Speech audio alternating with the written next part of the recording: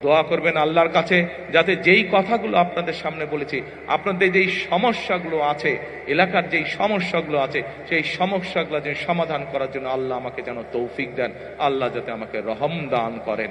এই একইভাবে যাতে লেখাপড়ার সুযোগ পায়, একইভাবে যাতে খেলাধুলার সুযোগ পায়, একইভাবে যাতে চিকিৎসার সুযোগ পায়, আল্লাহ যদি রহম করেন আমরা সেই ব্যবস্থা আপনাদের জন্য গ্রহণ করতে চাই।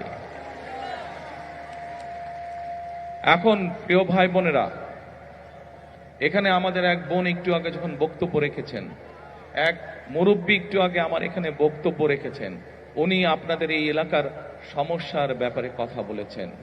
আমরা যেহেতু রাজনীতি করি, আমরা রাজনীতি করি আপনাদের জন্যই, এবং এর আগেও বিএনপি আমাদের দল যতবার দেশ পরিচালনা করেছে, বিএনপি মানুষের কাছে যেই জবান দিয়েছে আমরা আমাদের সাধ্য দিয়ে চেষ্টা করেছি সেই জবান রক্ষা করার জন্য।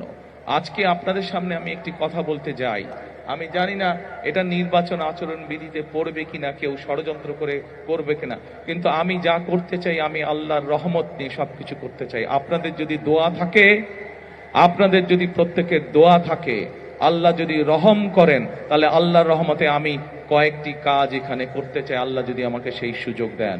বলবো কি করতে চাই? প্রিয় কড়াইলবাসী, আমি যা শুনেছি এখানে, এই যে বললাম একটু আগে এক বোন এবং এক মুরব্বী কিছু কথা বললেন, আমরা সিদ্ধান্ত নিয়েছি আলহামদুলিল্লাহ, আল্লাহর রহমতে আল্লাহ আমাদেরকে সেই সুযোগ দিলে আমরা এখানে যে মানুষ যে আপনারা কষ্ট করছেন, থাকার কষ্ট করছেন, সেই কষ্টটি আমরা ধীরে ধীরে সমস্যার সমাধান করতে চাই। এখানে উঁচু উঁচু বড় বড় আমরা বিল্ডিং করে দিতে চাই আল্লাহর রহমতে, এবং এইখানে যে মানুষগুলো থাকেন তাদের নাম রেজিস্ট্রি করে আমরা প্রত্যেকটি ছোট ছোট ফ্ল্যাট করব এবং সেই ফ্ল্যাটগুলো তাদের নামে আমরা দিতে চাই। প্রিয় ভাই বোনেরা, যেই এখানকার যেই মানুষ যারা এখানকার আদিবাসী, যারা এখানে বহু বছর যাবত আছেন, তাদের কাছে আমরা এগুলো হস্তান্তর করতে চাই, যাতে করে এই ঢাকা শহরের মতন জায়গায় এই এলাকার মানুষের একটি মাথা গোজার ঠাঁই হয়। সকল কিছু নির্ভর করছে আপনাদের দোয়া এবং আল্লাহর রহমতের উপরে।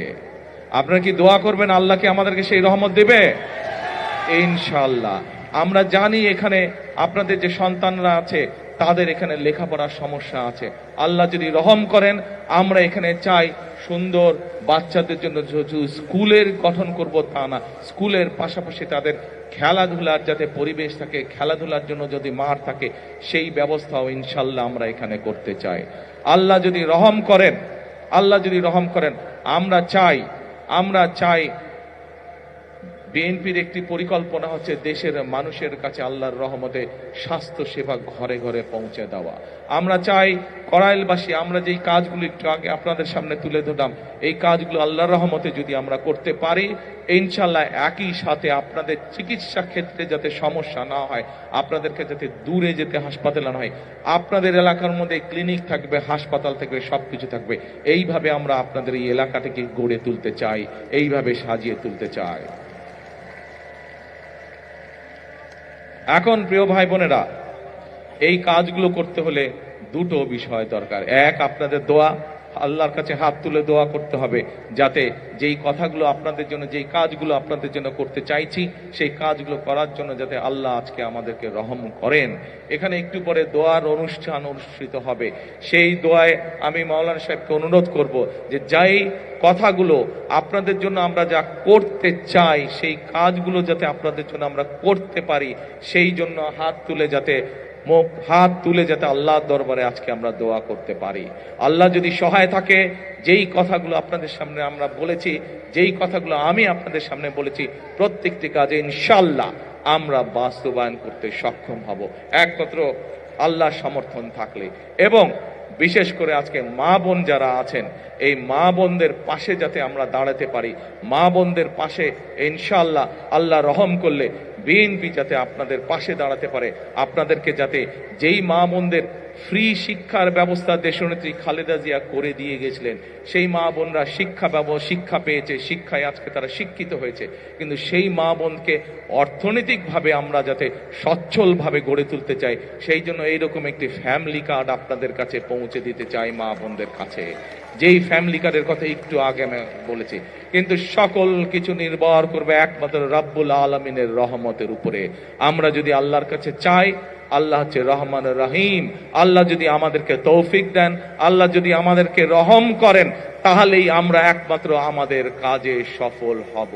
আজকে যেহেতু এটি কোনো রাজনৈতিক জনসভা নয়, এটি যেহেতু আজকে দোয়া মাহফিলের অনুষ্ঠান, সেই জন্য আমি আজকে মৌলানা সাহেব যিনি এখানে দোয়া অনুষ্ঠান পরিচালনা করবেন একটু পরে, আমি ওনার কাছে অনুরোধ করব যে আপনি আজকে সমগ্র কড়াইলবাসীর পক্ষ থেকে আপনি আজকে আমরা সকলে মিলে আল্লাহর কাছে হাত তুলে চাইব যে কথাগুলো আমি আপনাদের সামনে তুলে ধরলাম, আমার যেই চিন্তার কথাগুলো আপনাদের সামনে তুলে ধরলাম, আমার যে পরিকল্পনার কথাগুলো আপনাদের সামনে তুলে ধরলাম, সেগুলো যাতে বাস্তবায়ন করতে পারি, সেই তৌফিক যাতে আল্লাহ তাআলা আমাকে দেন। প্রিয় এলাকাবাসী, আপনারা এই এলাকায় থাকেন, আপনারা যেমন এই এলাকায় অনেকে আছেন, আপনারা আজকে বহু বছর ধরে যুগ ধরে আপনারা বসবাস করছেন, এই এলাকায় আপনারা অনেকে বড় হয়েছেন। আমি কিন্তু আপনাদের এলাকারই সন্তান। আগে থাকতাম ক্যান্টনমেন্টে, আপনারা কম বেশি সবাই জানেন স্বৈরাচারের সময় কিভাবে যেই বাড়িতে দেশ স্বাধীনের পর থেকে থাকতাম সেই বাড়ি কিভাবে ভেঙে চুরে গুড়িয়ে দিয়ে গেছে। তারপরেও আমি আজও আপনাদেরই এলাকার সন্তান। আজকে আমি বরং আগে থাকতাম ক্যান্টনমেন্টে, এখন এসে উঠেছি আমি গুলশানে, আপনাদের আরো কাছাকাছি, আপনাদের প্রতিবেশী। কাজে আমি আপনাদেরই সন্তান, আমি আপনাদেরই এলাকার সন্তান। ইনশাআল্লাহ এতটুকু আপনাদেরকে বলতে পারি, যতদিন বেঁচে থাকবো, যতদিন আল্লাহর রহমত থাকবে আমার উপরে, ইনশাআল্লাহ আমি আপনাদের পাশে ছিলাম, আপনাদের পাশে আছি, ইনশাআল্লাহ আপনাদের পাশে আমি থাকব। আপনাদের বিপদে আপদে যতটুকু পারি নিজের সাধ্য মতন আমি কড়াইলবাসীর পক্ষে থাকব, আমি এই এলাকার মানুষের পাশে থাকব। ইনশাআল্লাহ আবারও আপনাদের কাছে দোয়া চেয়ে আমার বাবা শহীদ রাষ্ট্রপতি জিয়াউর রহমান, আমার মা দেশনেত্রী খালেদা জিয়া সহ আমার ভাই এবং আমার পরিবারের জন্য আপনাদের সকলের কাছে, বিশেষ করে মা বোনদের কাছে দোয়া চেয়ে আমার বক্তব্য শেষ করছি। আবারও আপনাদেরকে দোয়া করবেন আল্লাহর কাছে, যাতে যেই কথাগুলো আপনাদের সামনে বলেছি, আপনাদের যেই সমস্যাগুলো আছে, এলাকার যেই সমস্যাগুলো আছে, সেই সমস্যাগুলো যে সমাধান করার জন্য আল্লাহ আমাকে যেন তৌফিক দেন, আল্লাহ যাতে আমাকে রহম দান করেন, এই দোয়াতে এই প্রত্যাশা করে আপনাদের সামনে থেকে বক্তব্য শেষ করছি। আল্লাহ হাফেজ। আসসালামু আলাইকুম।